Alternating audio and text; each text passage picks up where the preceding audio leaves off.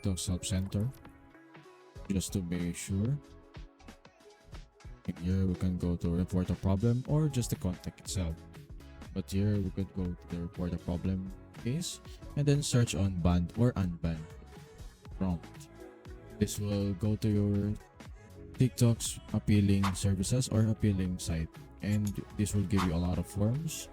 Sit on, but you should just make on to the appeal one, the unbanned appeals. So just scroll down until you see the blue hyperlinks with saying forms for appealing TikToks, different types of bans, and unlocking the account as well. As long as you provide detailed and constructive reasoning, TikTok will definitely give back to you your account and everything that has in it for your pleasures as well.